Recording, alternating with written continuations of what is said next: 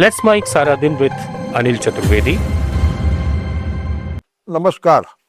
एक ऐसी चर्चा हम जिस विषय पर करने जा रहे हैं वो आजकल खासतौर सर्दियों में एक हर आदमी की चिंता का विषय बना हुआ है। वो है वायु प्रदूषण। वायु प्रदूषण की चर्चा, समस्या और उस पर हो हल्ला, ये सारा का सारा सर्दियों में ही होता है ज़्यादातर। सरकार दिल्ली में जब बढ़ता है वायु प्रदूषण तो हल्ला होता है। सब पराली, पंजाब की, हरियाणा के जो खेतों के जो जो जलाई जाने वाली पराली होती है उसका धुआं आ रहा है। कोई कहता है कि साहब दीपावली में पटाखे इतने छूटे हैं, उसका धुआं है, उसकी वजह से ये समस्या आ रही है। पर चाहे जो भी कारण, पर जो मूल कारण इसका है उस पर न तो कोई चर्चा होती है, न ध्यान दिया जाता है, या फिर हो सकता है कि जानबूझकर भी उसको सरकारी तंत्र जो है उसको इग्नोर करता है, जो कोई मूल कारण इसका है। वो कारण तो भी बाद में मालूम करेंगे, चर्चा करेंगे। पर अभी हम आपको चर्चा करते हैं कि वायु प्रदूषण की समस्या है क्या, घातक उसके घातक परिणाम क्या हो सकते हैं। वायु प्रदूषण जो है वो जो आपका धूल कण होते हैं, जो धुआं होता है, वो जब हवा न चलने से अटका रहता है, उस वजह से जो फैलाव होता है दूषित हवा का, वो उसकी मुख्य वजह है। सर्दियों में ज़्यादा इसलिए ये महसूस होता है कि सर्दियों में तापमान तो गिरता है, पर हवा ज़्यादा अच्छी तेज़ न चलने की वजह से जो धूल और धुएँ के कण जो होते हैं, जो धुआं होता है और धूल के कण होते हैं, इनको PM1 कहा जाता है। वो अटके होते वो ज़मीन पे बैठ जाते हैं और उसी से ही जो है एक हवा जो फैलती है वो दूषित होती रहती है। और वो दूषित हवा जो है जब लोगों को परेशान करती है तो फिर हल्ला शुरू होता है कि वायु प्रदूषण, वायु प्रदूषण। सर्दियों में ये ज़्यादा समस्या होती है।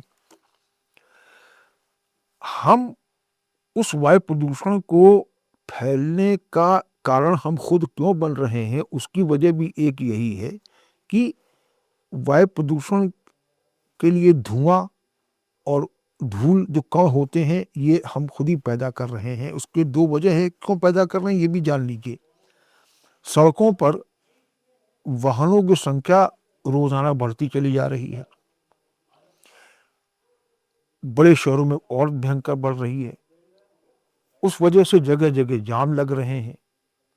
तो वाहन चल रहे हैं सड़कों पर, वो ईंधन, धुआं फेंकने वाले ईंधन के चल रहे हैं। गैसीय जो ईंधन होता है उसके बहुत कम वाहन हैं। ज़्यादातर डीजल, पेट्रोल के जो धुआं छोड़ते हैं वही वायु में फैलता है। और क्योंकि तापमान गिर रहा है, वायु में धुआं फैला हुआ है, उससे वायु प्रदूषण होता है, वायु दूषित होती है और वो जहरीली बनती है। ये स्थिति जो है, और दूसरा जो वजह वायु प्रदूषण का है वो है आपका जो ढांचागत विकास कार्य। कोई भी शहर, किसी भी शहर में चले जाइए, बड़े शहरों में तो खास तौर से ये समस्या है, छोटे शहरों में भी स्थिति है कि निर्माण कार्य आप हर जगह देखेंगे। कहीं फ्लाईओवर बन रहा है, कभी बड़ी बिल्डिंगें बन रही हैं। निर्माण कार्य के उससे जुड़े जो जो जो गंदगी होती है, जो धुआं फैलता है, वो भी वायु प्रदूषण का एक प्रमुख स्रोत है। ये दो कार्य जो है हम लोग धड़ल्ले से पूरे हमारे देश भर में, भारतवर्ष में हो रहे हैं और उसमें कोई रोक टोक नहीं हो रही है। बहानेबाजी हो रही है, पराली की होती है कहीं दिल्ली में, कभी किसी और चीज़ को होती है, पर इस पे कोई ध्यान नहीं देता। स्थिति ये है कि अभी 2 अक्टूबर 25 में एक सूची जारी हुई है विश्व स्तरीय एक एजेंसी की, जिसमें कि उसने दुनिया भर के प्रदूषित शहरों के नाम संख्यात्मक के उसमें बताए हैं। उनमें से 40 शहर केवल भारत के हैं। भारत में वायु प्रदूषण की गंभीरता इससे आप महसूस कर सकते हैं। ये स्थिति होने से आपने लोग आंखों में जलन पैदा हो रही है, लोग मास्क लगा के निकलने लगे हैं वायु प्रदूषण की वजह से। दूसरी समस्या क्या होती है कि हम क्योंकि खुद ही वायु प्रदूषण पैदा कर रहे हैं, तो हम अपने ज़मीन अपने खुद अपने पैरों के नीचे से खुद ही दरका रहे सरका रहे हैं। ये स्थिति बनती चली जा रही है। और जो जितने शहर जो वायु प्रदूषित शहर माने जा रहे हैं, उनमें जो है आपका जो एयर क्वालिटी इंडेक्स है, वो 300 को ऊपर चला जाना एक आम हो गया है। जबकि 201 से और 300 के बीच में जब आपका जो AQI होता है, एयर क्वालिटी इंडेक्स जो होता है, वो बड़ी गंभीर श्रेणी का माना जाता है। पर अफ़सोस ये है कि आजकल कई शहरों में और बड़े-बड़े शहरों में, इवन राष्ट्रीय राजधानी दिल्ली में भी स्थिति ये है कि 300 से पार AQI चला गया है। तो जहाँ ऐसी स्थिति बनती चली जा रही है, वहाँ पे आपने जो उसको नियंत्रित करने के जो उपाय हैं, वो इतने छोटे स्तर पर हैं, इतने हास्यास्पद कभी कभी माने जाते हैं कि आप फॉग करा रहे हो, आप फॉगिंग करा रहे हैं हर जगह लेकर के। अभी मालूम पड़ा कि साहब आप दिल्ली में तो उन्होंने जो इलेक्ट्रिक पोल है उसके ऊपर कोई एक इंस्ट्रूमेंट लगाया है, कोई डिवाइस लगाया है जो कि लगातार पानी की बौछारें फेंक रही है, उससे वायु प्रदूषण कम करने की स्थिति एक जतन किया जा रहा है, कवायद की जा रही है। पर आपने कभी ये नहीं सोचा, सरकारी तंत्र ने नहीं सोचा, हमारी खुद पब्लिक जो कि पीड़ित है वो भी नहीं सोचती है कि जब सर्दियों में तापमान गिर रहा है और हवा अच्छी नहीं चल पा रही है, उस वजह से जो धूल कण है, धुआं है, धूल कण है, वो उड़ नहीं पा, हवा हवा क्या कर हवा अपने वेग से उसको उड़ा ले जाती है, तो हल्का मौसम आपको स्थिति साफ हो जाती है। पर वो आपको कि नहीं, क्योंकि कोहरा, ये तो तापमान गिर रहा है, कोहरा है, उस वो दोनों ही स्थिति ऐसी जिसमें कि आपको धुआं और धूल कण जो है वो जमीन में के नीचे बैठे रहेंगे, साफ नहीं हो पाएंगे क्योंकि हवा पर्याप्त नहीं चल रही है। हमको ये सर्दियों की एक जो प्राकृतिक नेचर है उसको समझना भी चाहिए। इसके लिए बहानेबाजी नहीं चलेगी। और वायु प्रदूषण की जो गंभीरता है, वो अभी मैंने बताया आपको कि 40 शहर है, उसमें आश्चर्यजनक बात यह है कि वायु प्रदूषण का ये संकट जो है वो मैदानी इलाकों वाले शहरों में ही नहीं है। पहली बार ये सुनाई पड़ रहा है, हो सकता है कि कुछ एक आध 2 वर्षों से समस्या आई हो, जो हिमालयी क्षेत्र है, हिमालय की घाटी में जो बसे हुए शहर और प्रदेश हैं, कश्मीर की घाटी, आसाम, ये पहाड़ी एरिया जहाँ पे कि ज़्यादा धूल नहीं होती है, जहाँ की हमेशा ज़्यादातर ठंडा वातावरण होता है और गर्मी भी होती है, तो वहाँ पे धूल धक्कड़ जो है इतनी ज़्यादा नहीं होती है, क्योंकि वहाँ पे हरियाली है, पहाड़ी है और कोई ऐसा खुला बंजर मैदान वहाँ ज़्यादातर नहीं जहाँ पे कि धूल उड़े और जो बाकी जम जाए। पर स्थिति ये कि आजकल कश्मीर में और आसाम जैसे पहाड़ी हिमालयी क्षेत्र में भी जो है वायु प्रदूषण बढ़ रहा है, वहाँ भी धूल बढ़ रही है, आपको धुआं, वाहन तो हर जगह समस्या हो रही है, बढ़ते वाहन, उनसे सबकी समस्या पैदा हो रही है। अब देखिए कि वायु प्रदूषण से जो हमारे जो एक अपने अंदर जो समस्या पैदा होती है, उसके बारे में अगर गौर किया जाए, तो देखें कि वायु प्रदूषण जो हो रहा है, क्योंकि वाहनों की वजह से हो रहा है और वाहनों में जो है वो धुआं निकालने वाले जो ईंधन को यूज़ किया जा रहा है, उससे वायु प्रदूषण के अंदर जो धूल कण और जो धुआं फैल रहा है, उन धुएँ में ज़हरीले तत्व मिले होते हैं। नाइट्रोजन डाइऑक्साइड, अमोनिया जैसे ज़हरीले विषैले तत्व उसके अंदर आपको मिलते हैं, जो उड़ नहीं पा रहे हैं, फैले हुए हैं, आपके नाक से आपको उससे साँसों में जा रहे हैं। उनसे जो तमाम रोग हमारे जो हम जिस रोग से हम लोग पीड़ित हो रहे हैं, उसमें कई रोग तो केवल वायु प्रदूषण से ही जुड़े हुए हैं, जैसे स्ट्रोक है, डायबिटिक है, आपका लंग कैंसर, जो फेफड़ों के कैंसर से जुड़े ये रोग होते हैं, घातक रोग होते हैं, ये इसी वजह से हो रहे हैं। एक सर्वे में सामने आया है कि दुनिया भर में 40 से 50 लाख लोगों का असमय जो मौत हो रही है, उसका मुख्य कारण जो है वायु प्रदूषण है। वायु प्रदूषण की वजह से ही जो है आपके जो लंग कैंसर, फेफड़े वाले कैंसर होते हैं, जिनको कि अक्सर ये कहा जाता है कि साहब धूम्रपान करते हैं तो आपको इसीलिए कैंसर खतरा होता नहीं। धूल धूम्रपान से तो होता ही है। वायु प्रदूषण जो है उस ये भी एक वजह है आपके फेफड़ों के कैंसर की। ये एक रिसर्च में ये साबित आया, सर्वेक्षण में ये चीज़ सामने बात आई है कि 40% फेफड़ों के कैंसर जो है वो वायु प्रदूषण के कारण, उसके कारण वायु प्रदूषण को माना गया है। वायु प्रदूषण का खतरे बता रहे हैं क्या स्थिति हो सकती है। और अभी एक हाल में एक सर्वे आया, उसमें एक और हैरतअंगेज जानकारी सामने आई है। उसमें ये मालूम पड़ा है कि साहब जो पीएमआई का जो धुएँ और धूल कण होते हैं, ये भी कैंसर का बहुत प्रमुख स्रोत माने गए हैं। और अगर जिस शहर का जो एक्यूआई है, वो अगर 300 के आस-पास है या 300 से ऊपर है, तो आप ये मान के चलिए कि आप जो है बीमारी, कैंसर जैसी घातक बीमारी के बिल्कुल द्वार पे खड़े हुए हैं। ये स्थिति बन गई है वायु प्रदूषण से। ये खतरनाक जो दुष्परिणाम उसकी हम चर्चा करें, ये सामने ये दुष्परिणाम उसके आ रहे हैं। और उसके अलावा आपका जहाँ पे कि जो प्रदूषित शहर हैं, जहाँ पे कि आपकी एक्यूआई 200 से 300 या 300 से ऊपर जा रहा है, वहाँ पे आप अगर मॉर्निंग वॉक भी कर रहे हैं, वर्जिश भी कर रहे हैं, वो भी खतरनाक है, क्योंकि वो आपको जब वर्जिश करेंगे, एक्सरसाइज करेंगे, तो आपको सांस सांस का उपयोग ज़्यादा करें। सांस लंबी-लंबी सांस लेंगे या जब भागेंगे, दौड़ेंगे तो सांस फूलेगी, तो सांस और ज़्यादा आप इन्हेल करेंगे, अंदर लेंगे। उन सब से आप जो है एक वायु प्रदूषण जो फैला, वायु जो दूषित वायु को आप इन्हेल कर रहे हैं और अपने शरीर को और नुकसान पहुँचा रहे हैं। तो कहने मतलब ये है कि वायु प्रदूषण जो है वो आपकी एक्सरसाइज को भी रोकने की बात कर रहा है। स्थिति ये है कि आप चाहे लाख अपने को स्वस्थ रखने के लिए प्राणायाम कर रहे हैं, योग कर रहे हैं, एक्सरसाइज कर रहे हैं और आप बीड़ी सिगरेट भी नहीं पी रहे हैं, फिर भी वायु प्रदूषण अगर उस क्षेत्र में आप रह रहे हैं, तो आपको बीमारी लगना तय है। ये ये एक भ्रम होता है कि साहब हमारा जो इसकी वजह से जो है धूम्रपान करने से कैंसर होता है, ऐसा नहीं, वायु प्रदूषण से भी होता है।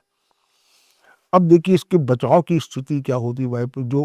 जो बहानेबाज़ी चलती है वायु प्रदूषण को न रोकने की, बहानेबाज़ी सरकार की चलती है, वो उसका भी एक उदाहरण देख लीजिए आप।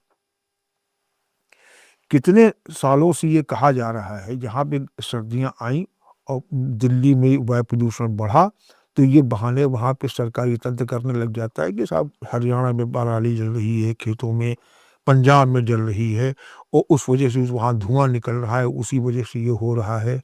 दीपावली को तो आपको पता ही है कि दीपावली के पटाखों की वजह से भी धुआँ बढ़ाते हैं। इस मामले में अगर ये जो कितनी बेतुकी कारण बताए जाते हैं, इसको नकारने के 2 ही उदाहरण हम आपको देते हैं। एक तो पंजाब के मुख्यमंत्री मान जो है बलवंत सिंह मान जो है उनका, और एक अभी पिछले ही हफ्ते जो है सुप्रीम कोर्ट के चीफ जस्टिस जो है उन्होंने भी एक टिप्पणी करी है कि पराली को वायु प्रदूषण का बहाना बनाना बंद करें सरकार। जो मुख्यमंत्री पंजाब के रहे हैं, उन्होंने आकर के अभी यहाँ पे दिल्ली में प्रेस कॉन्फ्रेंस में कहा कि ये एक बड़ा बेतुका बहाना बनाते हैं पराली की, जबकि पंजाब से पराली को आने में कितने दिन लग जाते हैं। 300 किलोमीटर का दूरी है और एक दिन में जो अगर पराली जलेगी तो 30 किलोमीटर तक का रास्ता तय करती, तो कितने दिन में वो दिल्ली आ पाएगी। ये उसने एक बाकायदा उन्होंने एक वायु के हवा चलने के स्पीड, वहाँ से पराली निकलने की जो इस आने की जो एक आशंका हो सकती है, उस बारे में इतना विस्तृत जानकारी दी, जिससे ये लगता है कि ऐसी स्थिति नहीं होती है। ऐसी स्थिति पराली ही केवल एक वजह नहीं है। ये सुप्रीम कोर्ट ने भी यही बोल दिया है। वजह है क्या? आपकी बढ़ती वाहनों की संख्या, उस पे कोई रोक नहीं है। सरकार इसमें न तो वाहनों की संख्या रोकने में कोई प्रभावी कदम उठा रही है और न ही आपके जो समस्याएं हैं, जो गैस गैस आधारित वाहन न चलाने की जो अभी कोशिश हो रही कि गैस आपके जो व्हीकल चलने लगे, इससे गैसीय जो ईंधन जलाने की जो स्थिति बन रही है, जो इलेक्ट्रिक स्कूटर चल रहे हैं उससे तो ईंधन की समस्या ही नहीं रहेगी। वो एक पहल हो रही, पर वो इतनी थोड़ी सी पहल है। समस्या क्या होती है कि अगर एक हफ्ते, एक महीने में अगर देखा जाए, अगर महीने भर में किसी शहर में ई व्हीकल जो होते हैं, गैस आधारित व्हीकल होते हैं, अगर वो उदाहरण के तौर पर 10 बिकते हैं, तो जब तेल और पेट्रोल आधारित जो ई वाहन होते हैं, वो 50, 60, 100 बिकेंगे। तो स्थिति सामने है कि अगर आपने ई व्हीकल या गैस आधारित वाहन जो है कम बिक रहे हैं, वो कितना लाभ पर्यावरण को पहुंचाएंगे, और उसकी तुलना में जो पेट्रोल डीजल आधारित जो वाहन बिक रहे हैं वो कितने ज़्यादा करीब बिक रहे हैं, वो कितना दुष्प्रभाव छोड़ेंगे, तस्वीर सामने आती है। और दूसरी बात, जो विकास कार्य जो स्थिति हो, जो निर्माण कार्य हो रहे हैं, वो इस समय हर शहर में अंधाधुंध तरीके से हो रहे हैं। हर नगर का विस्तार हो रहा है, नए नए एरिया डेवलप हो रहे हैं, उनमें कॉलोनियाँ कट रही हैं, बिल्डिंगें बन रही हैं, जनसंख्या की वजह से सब कुछ उसका शहरों का विस्तार हो रहा है, रहने वाले रहाइश की स्थिति बन रही है। और सरकार की ये पॉलिसी भी है, सरकार की ये नीड भी है कि हम हर घर, हर आदमी, हर परिवार को, हर घर को हम एक, हर आदमी को एक घर देंगे। कोई भी बिना छत से के नहीं रहेगा। हम सबको कोई न कोई आशियाना बना के देंगे, चाहे वो गरीब हो, चाहे जैसा भी हो। और उसके उसके सरकार की इस नीति की आड़ में जो है, जो रियल्टर्स हैं, जो बिल्डर्स हैं बड़े-बड़े, वो अपनी कॉलोनियाँ काट रहे, अपनी बिल्डिंगें बनाए चले जा रहे हैं। तो निर्माण कार्य भी युद्ध स्तर पे हो रहा है। वाहन भी ज़बरदस्त तरीके से बढ़ते चले जा रहे हैं। तो समस्या ये है कि इन दोनों की वजह से जो वायु प्रदूषण हो रहा है, उसको रोकेंगे कहाँ पे? कोई तो इन सब की हद या सीमा हम लोग को तय करनी पड़ेगी। सरकार को तय करनी पड़ेगी कि वाहन, सबसे पहले जो वाहन निर्माता कंपनियों को है, उनको ही एक पाबंद किया जाए कि साहब आपको साल भर में सीमित संख्या में वाहन निर्माण करें। जो आप एक पॉलिसी लेके आए हैं कि साहब पुराने वाहन को हम खत्म करेंगे, 25 साल पुराने वाहनों को खत्म करें, समाप्त करेंगे, 15 साल पुराने वाहनों को समाप्त करने के लिए आप एक स्क्रैप पॉलिसी लेके आए हैं। पर उस स्क्रैप पॉलिसी के वजह, क्योंकि उद्देश्य तो अच्छे हैं, उसकी सोच अच्छी है कि सब पुराने वाहन जो ज़्यादा ईंधन छोड़ते हैं वायु में, वायुमंडल में, उनको हम जो है ख़त्म कर देंगे, तो हो सकता है उससे कुछ वायु की जो जो जहरीलापन है कम हो सके, वायु प्रदूषण कम हो सके। पर उसके पीछे का जो जो उसका जो दुरुपयोग है उस स्क्रैप नीज का, वो ये है कि आपने एक उसमें पेच डाल रखा है कि साहब जो ये जो आप शहर-शहर में जो है वो जाँच केंद्र बनेंगे, जो कि पुराने वाहनों को सर्टिफ़िकेट करेंगे लेकर के कि आपको, आपका अब वाहन वो सड़क पर चलने लायक है कि नहीं है।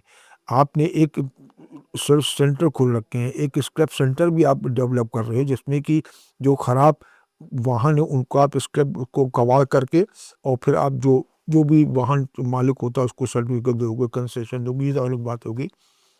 पर आपने ये सारी व्यवस्थाओं को उसमें प्रावधान कर रखा है उस नीति के तहत, पर उन उन व्यवस्थाओं का ईमानदारी से उपयोग कितना हो रहा है, उसमें अमल कितना हो रहा है, ये भी, इसकी तस्वीर भी धीरे-धीरे सामने आने लगी। हालाँकि ये नियम लाया अभी कुछ 1-2 वर्ष ही हुए हैं, 1-2 वर्ष से 3 वर्ष करीब हुए होंगे। पर उसमें से जो जो स्क्रैप नीति की, जो स्क्रैप वाहन स्क्रैप करने वाली जो एजेंसियाँ हैं, जो जो जो कारखाने होंगे, वो आपने प्राइवेट सेक्टर में दे रखे हैं, कोई सरकार को कोई है नहीं है। जो वाहन खराब होने के जो आप प्रमाण पत्र दोगे, वो जो एजेंसियां जो हैं, जो सर्विस सेंटर बनाए गए हैं, वो कितने फर्जीवाड़ा कर रहे हैं, पैसे लेकर के खराब वाहन को भी सही बता के सर्टिफाई कर रहे हैं। तो ये सब समस्या के सामने आएंगे, तो वो जो नीति आपने बनाई है कि पुराने वाहनों को सड़क से हटाने की, वो कहाँ तक सफल होगी? वो सफल नहीं होगी तो समस्या सामने है, वायु प्रदूषण के रूप में। तो हमको ये भी सब देखना पड़ेगा कि अगर आपने वायु प्रदूषण के लिए सीमित वाहनों की संख्या हो, निर्माण कार्य में पाबंदी हो, निर्माण कार्य जिस प्रकार के हो, जिस प्रकार से उसको करने का सही रूप है, उसको ढका जाए, निर्माण कार्यों को समय पे खत्म कर दिया जाए, या उसके लिए एक मौसम आधारित एक नियम बनाया जाए। धूल वहाँ से जो गंदगी फैल रही है, धूल उड़ रही है, सो धुआँ फैल रहा है, उसको नियंत्रित करने के भी उपाय एक वहाँ पे लागू किए जाएँ, तो वो भी एक स्थिति बन सकती है कि उससे भी प्रभावी रूप से वायु प्रदूषण कम हो सकता है। ये ऐसे उपाय हैं, और इसके अलावा और भी उपाय हो सकते हैं इसको मतलब वायु प्रदूषण को कम करने के। उन सब के लिए अगर हम गौर करें तो चीन हमारे सामने सबसे बड़ा उदाहरण है। चीन में भी एक समय ऐसी स्थिति आई थी कि वायु प्रदूषण के वो स्तर पहुंच गया था कि वहां पे इमरजेंसी लागू करनी पड़ी। चीन सरकार को अब पूरे दुनिया भर में इसकी चर्चा हुई, हो हल्ला हुआ कि चीन की स्थिति क्या है, देखिए कैसे है। पर वहां की सरकार ने एक गंभीरता से इस विषय को लिया, समस्या को लिया, और उसने गंभीरता के साथ लेने की वजह से उसने कड़ाई बरतना शुरू करा। उसने जितने भी वायु प्रदूषण के सोर्स थे, उसको कड़ाई से दूर करने के, समाप्त करने के प्रयास किए, काम किए। उसके अलावा उसने भी फॉगिंग कराई, उसने भी बाकी और भी उपाय करे हैं, पर जो मुख्य स्रोत थे, जैसे फैक्ट्रियों के धुआँ है, वाहनों के धुआँ है, निर्माण कार्यों का जैसे जो धूल उड़ने की जो स्थिति बनती रही है, उस सब उसने प्रभावी ढंग से काबू पाया। उसकी स्थिति ये है कि आज जो है चीन के अंदर अब आपको वायु प्रदूषण की समस्या नहीं सुनाई पड़ती है। काफ़ी हद तक उसने उस पर नियंत्रण पाया है, काबू पाया है। क्या ये चीज़ें हम भारत के अंदर नहीं कर सकते हैं? भारत में भी ये हो सकता है, अगर हमको अपनी नीयत साफ रखनी है, अपना सोच साफ रखना है, और जो अपने प्रयास है वायु प्रदूषण कम करने में, उसमें ईमानदारी अगर हम लोग बरतते हैं, तो यही समस्या भारत में भी दूर हो सकती है। वायु प्रदूषण से हम लोग भी निजात पा सकते हैं, या भारतीय निजात पा सकते हैं, अगर ये सारे तरीके अपनाए जाएँ, कड़ाई अपनाई जाए। हमको ये इसलिए भी हम इसकी चर्चा यहाँ हम कर रहे हैं, आज ये कर रहे हैं, क्योंकि अभी ये इस दौर है वायु प्रदूषण का, गंभीरता का, जो कई कुछ सालों से ये चला आ रहा है। अगर हम इसको नहीं सोचेंगे, हम मतलब पब्लिक भी इसको सोचे, ये सारा काम जो है सरकार जो उपाय जो करने हैं, तो करने ही पड़ेंगे, उसको करने चाहिए। पर हम पब्लिक को भी, हम लोगों को भी ये सोचना पड़ेगा कि हमारे पास जितने वाहन हैं, पुराने हैं कि नए हैं, इसको देखना पड़ेगा। वाहनों को सड़क पे उतारते समय हमको ये देखना पड़ेगा कि वाहन हमारा जो है वो कितना धुआँ से वातावरण को गंदा कर रहा है। और अगर हम अकेले हैं, कोशिश करें कि 2-3 वाहन के लोग मिल कर के एक ही वाहन का उपयोग करें। सड़कों पे वाहन की संख्या कम करने में हम लोग भी योगदान दे सकते हैं, पब्लिक भी योगदान दे सकती है। अपने खराब वाहनों को सड़क पर नहीं उतारें। अगर एक कॉलोनी में आप रहते हैं और एक ही जगह सबको 4-5 लोगों को जाना है, तो एक ही वाहन का उपयोग करें। सार्वजनिक वाहन चलाने की पहल तो सरकार को करनी पड़ेगी, वो करनी चाहिए, और ज़रूरी भी है, समय की मांग भी है कि सार्वजनिक परिवहन को बढ़ाने का मतलब हर तरीके से बढ़ाए। एक उसकी नियमितता बढ़ाए, किराए में हल्का-सा सामान्य किराया रखे, वाजिब न्यायोचित किराया रखे, और उसको गंतव्य तक जाने की उसकी सर्विसेज़ की सेवाएँ जो हैं, उसको उसमें अधिकता लाए। ताकि अगर कुछ लोग ये सोचें, लोग अगर सोचें भी कि भई चलो हमारे पास निजी वाहन है, या निजी वाहन, इसको हम रोक करके हम सार्वजनिक वाहन का ही उपयोग करें, उसकी उपलब्धता इतनी ज़्यादा कर दी जाए, उसकी नियमितता इतनी बढ़ाई जाए कि पब्लिक को, लोगों को ये वो आरामदेह लगे अपने गंतव्य तक जाने के लिए। उससे भी एक समस्या खत्म होगी अपनी।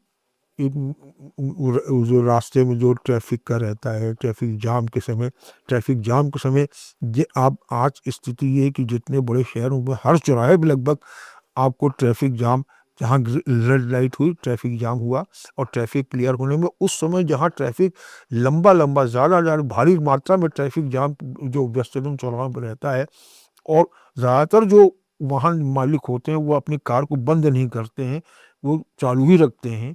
तो उस समय जो उस एक एक स्थान पर जो धुआं कई वाहनों के एक साथ निकल रहा है, वो वातावरण को कितना दूषित कर रहा है। इस पे भी हमको ध्यान देना पड़ेगा कि अगर हमको इस प्रकार के जामों से निजात मिले, वो सभी होंगे तब कि आपकी गाड़ियों की वाहनों की संख्या सीमित की जाएगी।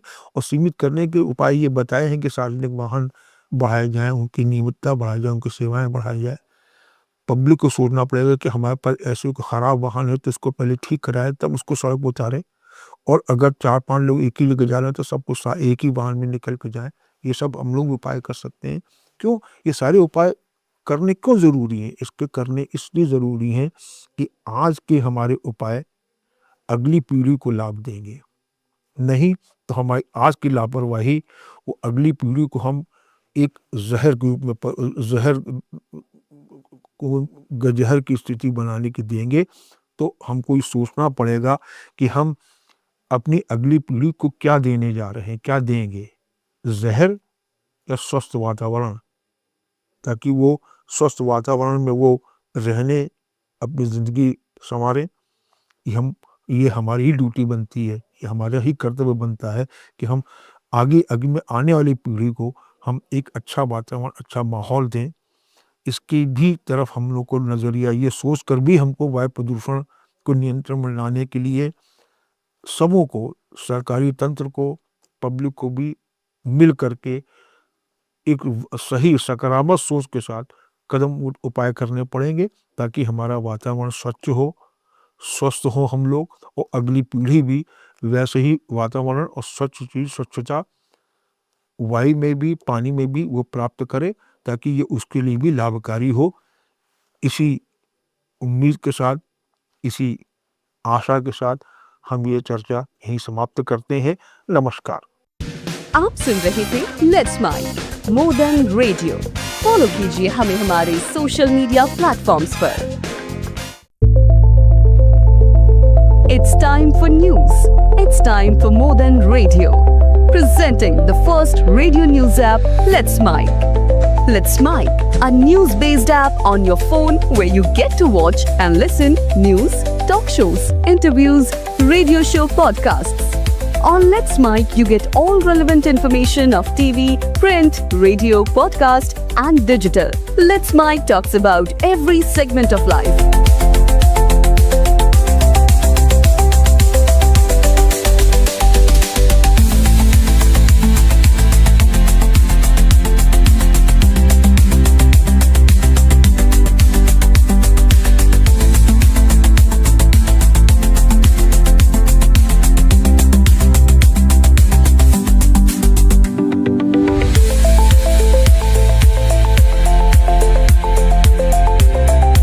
Download the app now from Play Store. Available both on Android and iOS mobile phones. Follow us on YouTube, Instagram, Twitter, LinkedIn, Facebook, Telegram, WhatsApp, Snapchat. Let's talk, let's connect, and let's mic.